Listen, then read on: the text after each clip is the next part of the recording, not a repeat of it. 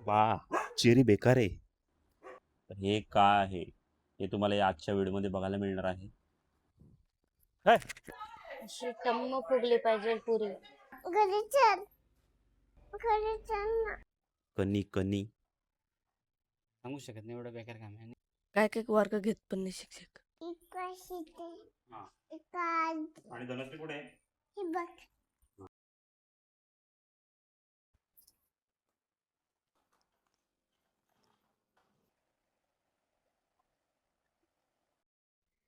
नमस्कार मंडळी, मी विकास शिरोळे स्वागत करतो आपल्या सर्वांचं पुन्हा एकदा एका नवीन व्हिडिओमध्ये. सर्वात आधी मी तुम्हाला एक गोष्ट सांगतो की गावाकडची सकाळ सर्वात आधी बघून घ्या आणि मग आपल्या ब्लॉगला कंटिन्यू करूया.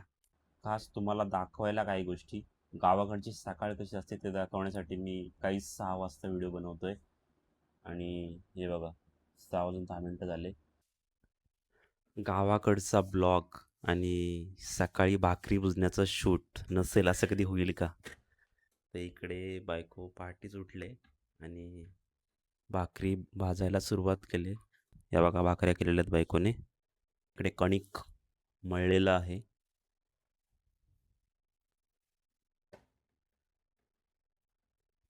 तर मंडई आमची ना 2 किचन आहेत. त्याच्यापैकी ना हा एक किचन आहे आणि तो एक किचन आहे. असे 2 किचन आम्ही ठेवलेले आहेत. भाकरी भाजण्यासाठी तिकडे आणि बाकी काही गोष्टी करण्यासाठी इकडे. आणि म्याव म्याव तिला 2-2 किचन वापरायला भेटतात, बघू शकता. काय बोलायचं तुला? आपल्या प्रेक्षकांना सांग तुझं काय म्हणणं आहे. इथे मागच्या बाजूला आलेलं आहे आणि इकडे ना सकाळीच कोंबड्यांना दाणं टाकलेलं आहे. तांदूळ आहेत म्हणजे ते कणी कणी. आणि दुकान अजून उघडलेलं नाही आहे. याच्यावरूनच तुम्हाला समजलं असेल का मी किती वाजता शूट चालू केलं आहे. कोणाचाच इकडे दरवाजा उघडलेला नाही आहे. हे आमचं गाव. सकाळची नयनरम्य असं वातावरण आहे. वरती इकडे लाईटच्या पोलवर कावळा बसलेला आहे. इकडे डॉगी भाई आहे. इकडे आमचं घर आहे. ती मागची बाजू दाखवते मी तुम्हाला. इकडे हा पण उठला बघा, चेरी, ज्याचं नाव चेरी. वा, चेरी बेकार आहे. कसं काम त्याचं हो चालू झालं त्याचं. तर मित्रांनो, बघितलं तुम्ही की गावाकडची सकाळ कशी होती. म्हणजे बोलतात ना की टिपिकल विलेज लाईफ कशी असते, सकाळी पहाटे उठल्यापासूनची कशी असते ती आपल्याला बघायला मिळाली. आणि आता आपण कढीपत्ता घ्यायला आलेलो आहे. कढीपत्त्याचं झाड आहे. तर कढीपत्ता बघूया कुठे आहे.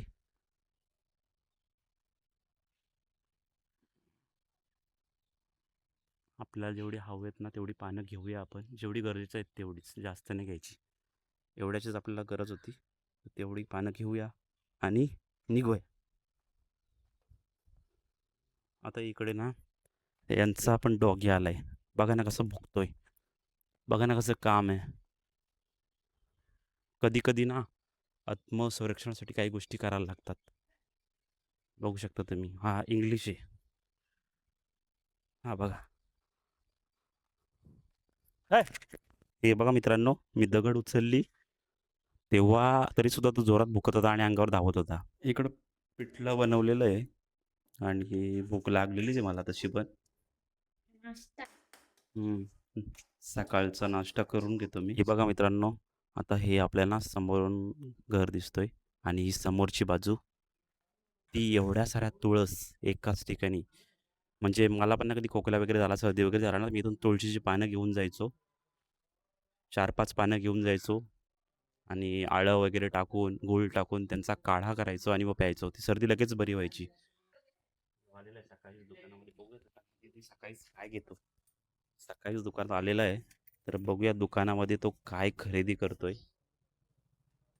काय खाऊ घेऊ काय माहिती. 10 रुपये आणलेले आहेत त्याने इथं. तुम्हाला काल मी रस्ता दाखवला ना, त्याच रस्त्याने भाऊ रोज प्रवास करत असतो. इथं दुकानात येत असतो. कारण काय आहे, त्याला शिक्षणासाठी, मुलींच्या शिक्षणासाठी त्याला शहापूरला जायला लागला आणि त्याला पर्याय नसल्यामुळे तो इकडे दुकानात रोज येतो. रोज रात्री 10ला जातो घरी, तिकडे शहापूरला जातो आणि सकाळी 7 वाजता इकडे दुकानावर येतो. पण पर्याय नाही त्याला, नाही का? पडला तर हातपाय मोडणारच. मोडल्यानंतर किती खर्च येणार हे सांगू शकत नाही असं. हम्म. अक्षरशः रडू येतो जाण्या येण्यासाठी, रडू एवढा रात्रीची जायचा, पाऊस पडणार, हेल्मेट असणार डोक्यामध्ये. बेकार काम आहे ना. खूप परिस्थिती बिकट एकदम. जास्त पाऊस असल्यावर मग कसा काय खरडा दिसत नाही ना ते. पाऊस जरी नसेल तरी पण प्रवास बेकार आहे ना. पाऊस असल्यावर किती बेकार येत असेल. पाऊस असल्यावर एकदम बेकार काम आहे, खतरनाक काम आहे असं. सांगू शकत नाही एवढं बेकार काम आहे. आणि किती खरडे आणि गाडी कुठून चालवायची आणि कुठून टाकायची, कुठल्या खरड्यात चुकवायचं, कुठला राहायचा, हा विषय आहे असं. अशीच परिस्थिती प्रत्येकाची, म्हणजे इथून कामावर जाणारा व्यक्ती असो, भाऊ असो, अशी अनेक, म्हणजे प्रत्येक माणूस आहे ना. आता इकडचा खेड्यावरचा प्रत्येक माणूस कुठेतरी कामाला जात असतो, शहापूरला जात असतो आणि प्रत्येकाची परिस्थिती आहे एवढी, म्हणजे अवस्था, बिकट अवस्था झालेली आहे रस्त्याची. आणि मग त्याला पर्याय नाही ना, पण त्याला पर्यायच नाही राहिला. कारण कामासाठी जायलाच लागतो. तसंच भाऊला इथं कामासाठी यायलाच लागतो. काहीच करू शकत नाही माणूस. आता हा जो पोरगा आलाय ना, तो पण नाडगाव शाळेमध्ये जातो, इकडनं विद्यार्थी येतो. तर रोजचा तो शाळेमध्ये प्रवास करतो. आणि म्हणजे विचार करा तुम्ही, की इथून तो जेव्हा जातो शाळेमध्ये, तर तो काय आशा घेऊन जात असेल? कधी पोहोचेल काय? कधी-कधी गाड्या बंद पडतात. गाड्या कशा खटारा झाल्या आहेत बस. ये इकडे. तू बसने प्रवास करतो का रोजचा? हो. कुठे शाळेत जातो? नडगाव. बसची अवस्था बेकार झाली असेल ना रस्त्यामुळे? हो. कसं काय? बस बंद वगैरे पडतात का कधी-कधी? हो. हो. मग शाळेत गेल्यावर नंतर मग काय सांगतो शिक्षकांना? आला नाही का कधी लेट झाल्यावर मग? शिक्षक आम्हाला आठवतात कधी कधी. काय काय वर्ग घेत पण नाही शिक्षक. येत पण नाही ना मग. बघितली त्याची व्यथा त्यांनी मांडलेली आहे एकदम स्पष्टपणे, का शिक्षक वर्गात पण घेत नाहीत त्याला. तर गाईज, आपण श्रीखंड बनवायला घेतलेला आहे आणि त्यासाठी लागणार आहेत काजू बदाम. ते काजू बदाम मी कुठेतरी ठेवले आहेत, ते शोधते. तर मित्रांनो, हे तुम्ही बघू शकता, हे फ्रीजमध्ये ठेवलं होतं आणि काल ते आपल्या रूममध्ये पाणी सर्व काढायचं होतं आपल्याला, ते म्हणजे दही. आणि दही जमलेलं आहे बऱ्यापैकी, त्यातलं पाणी सगळं निघून गेलेलं आहे. कारण आपल्याला बनवायचं आहे श्रीखंड. आपण श्रीखंडपुरीचा भेद काढणार आहोत आज. तर त्याच्यासाठी आपल्याला खूप सारा असं श्रीखंड लागेल, कारण आपली फॅमिली मोठी आहे. आणि त्याच्यासाठी आपण इकडे घेतलेलं आहे पिठी साखर. जास्त गोड नाही करायचं आपल्याला. ही पिठी साखर खूप झाली. आणि त्याच्यानंतर इकडे घेतलेलं आहे वेलची पूड. वेलची पूड आणि पिठी साखर ती आपल्याला मिक्स करायची श्रीखंडमध्ये. वेलचीमुळे छानसा स्वाद येणार आहे. आणि त्याच्यामध्ये आपण ना काजू, बदाम, म्हणजे थोडे ड्रायफ्रूट सुद्धा घालणार आहोत चवीसाठी, अजून चवीसाठी, म्हणजे ते एकदम चविष्ट लागेल. ठीक आहे, तर बनवूया आणि नंतर मग खाऊया. तर मंडळी, मी ना पहिल्यांदाच बघते श्रीखंड कसं बनवतात.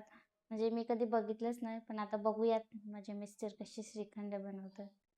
आज मला शिकायला भेटणार. श्रीखंड तर बनवणार आहोत आपण, पण घरामध्ये म्हणजे ड्रायफ्रुट्स मी शोधले पण मला नाही मिळाले. तर तुम्ही घेऊन या काजू बदाम वगैरे, मग आपण स्टार्ट करू. Yes yes, definitely. मी जातो शॉपमध्ये पटकन, म्हणजे दुकानात जाऊन येतो पटकन भाऊच्या. आणि घेऊन येतो मी काजू बदाम, काय काय असेल ते सर्व घेऊन येतो मी. मग आपण त्यात थोडे थोडे ड्रायफ्रुट्स टाकूया. काजू बदाम, काजू बदाम.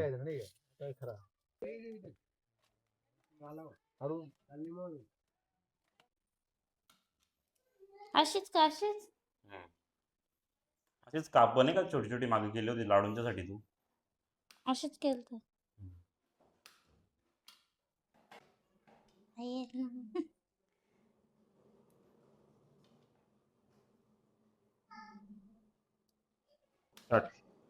तर मंडळी, आता मी त्यांना ड्रायफ्रुट्स कट करून देते.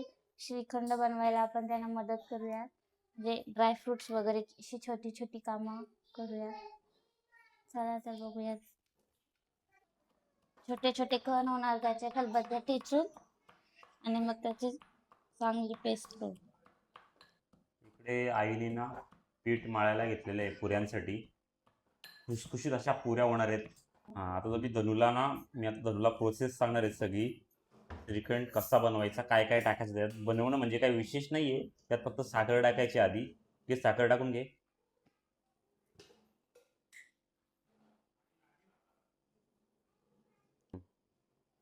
वेलची आहे, टाक तू. हा स्मॅशर घे आणि स्मॅशरने स्मॅश कर छानपैकी एकदम, म्हणजे ते एकजीव होईल.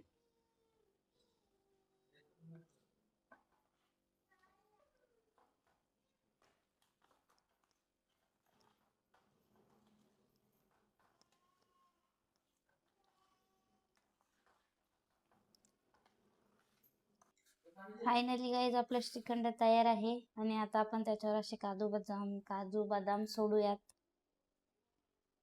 बघा कसे छान दिसत आहेत ना, छान असे. आणि आता थोड्या वेळासाठी फ्रीज मध्ये ठेवूयात आणि तोपर्यंत आपण पुऱ्या करून घेऊयात.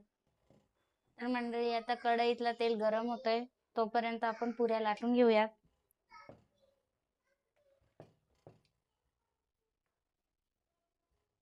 जास्त पातळ नाही लाटायच्या, थोड्या जाडच ठेवायच्या, म्हणजे त्या कशा टम फुलतात. आणि जास्त मोठ्याही नको, आपल्याला घरीच खायचंय त्यामुळे थोड्या छोट्या छोट्याच करूयात. इथं पीठ सुद्धा छान मऊ झालंय, बघू शकता तुम्ही, छान असं सॉफ्ट आहे.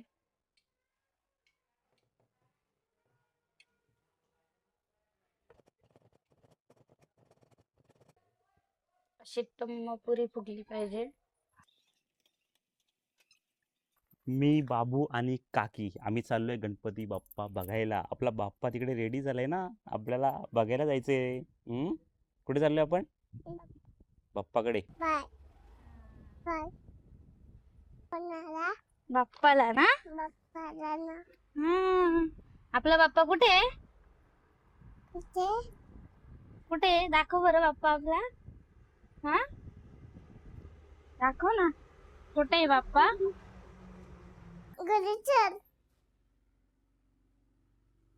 घरी चल ना. मंडळी पूर्वीची आपली बाप्पाला बघून आली, जो आम्ही बाप्पा बुक केला होता तो. आणि तिथे ती बोलली बाप्पाला, बाप्पा घरी चला. मागच्या वेळेस पण आले होते तेव्हा पण बोलली सगळ्यांनी घरी चला. ना आता ना आम्ही ड्रेस घ्यायला आलोय बारशासाठी ना. बाबू कशासाठी आलोय आपण? काकीला आपल्या.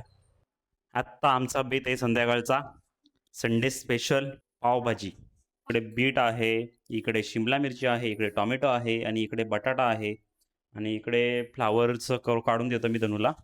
ओके.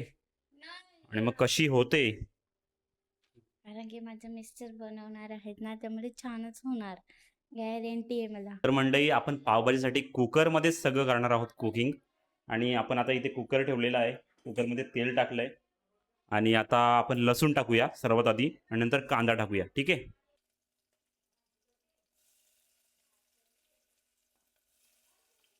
आणि जी मिरची आहे, लवंगी मिरची, ती सुद्धा टाकतो लगेच, कांद्यासोबतच ती सुद्धा टाकतो.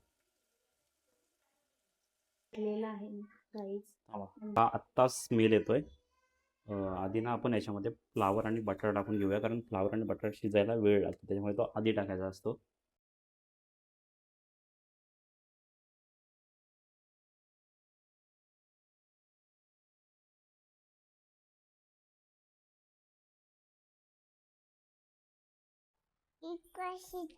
हा. आणि धनश्री कुठे आहे? हा. नवरा कोण आहे? नवरा? हा नवरा आहे. आणि नवरी? तर मंडळी, आज आपला रविवारचा दिवस आहे आणि रविवारच्या दिवशी मी तुम्हाला दाखवलं सकाळपासून की सकाळ कशी झाली गावाकडे. आमचा श्रीखंडपुरीचा बेत होता, तो जेवणाचा कार्यक्रम आमचा झाला. त्याच्यानंतर मग आम्ही शेंद्रुणला गेलो. शेंद्रुणला गेल्यानंतर आहे ना, आम्ही थोडीशी व्हिडिओ बनवायला जमली, कारण आम्ही पूर्वीशाला सोबत घेऊन गेलो होतो. पूर्वीशाला इतकी झोप आली होती ना की ती व्हिडिओमध्ये काही बोलायला पण तयार नव्हती, तरी सुद्धा ती बोलत होती बाप्पा घरी चला, बाप्पा घरी चला. तुम्ही बघितलंच असेल. तर मंडळी, आता आपण आहोत आमच्या गावच्या नदीजवळ. तुम्ही बघू शकता, या बाजूला हा नदीचा पूल आहे आणि इकडनंच आमची बस वगैरे, बस स्टॉप वगैरे इथेच आहे बाजूला समोरच. आणि इकडनं बस थांबते इथे आणि इकडनं मग गावामध्ये पायी जावं लागतं.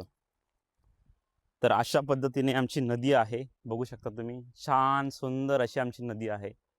आणि खरं तर निसर्गरम्यच आमचं जांभे गाव आहे. म्हणजे या गावाला ना निसर्गाची एक देणगीच लाभलेली आहे. म्हणजे तुम्ही बोलाल तर ना की अगदी डॅम असेल, जांभा डॅम असेल, ही नदी असेल, आजूबाजूचा डोंगराळ भाग असेल आणि याच्यामुळे काय झालंय, इकडे थंडी जास्त पडते. जेव्हा थंडीचे दिवस असतात ना, तेव्हा खूप जास्त थंडी इकडे असते. जेव्हा पावसाळ्याचे दिवस असतात तेव्हा पाऊस खूप जास्त पडतो. तर असं बोलतात ना की एक निसर्गाची देणगीच एखाद्या गावाला लाभलेली असते, तशी देणगी या गावाला आमच्या लाभलेली आहे. असं आम्ही लहानपणी खेळायचो मित्रांनो.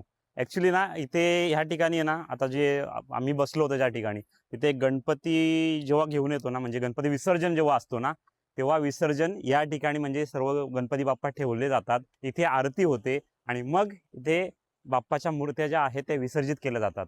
तर हेच ते ठिकाण आहे आणि मी तुम्हाला दाखवतच राहील. जेव्हा जेव्हा मी गावाला येईल ना, तेव्हा असेच गावचे व्हिडिओ मी तुमच्यासाठी घेऊन येत राहील. आजचा व्हिडिओ तुम्हाला कसा वाटला हे मला कमेंटमध्ये नक्की सांगा. व्हिडिओ आवडला असेल व्हिडिओला लाईक करा आणि आपल्या चॅनलवर नवीन असाल चॅनलला सबस्क्राईब करायला विसरू नका. बाजूला दिलेले बेल आयकॉन नक्की क्लिक करा, म्हणजेच नवीन व्हिडिओची नोटिफिकेशन सर्वात आधी तुमच्यापर्यंत येईल. भेटूया पुन्हा एकदा अशाच एका नवीन व्हिडिओमध्ये. तोपर्यंत जय हिंद.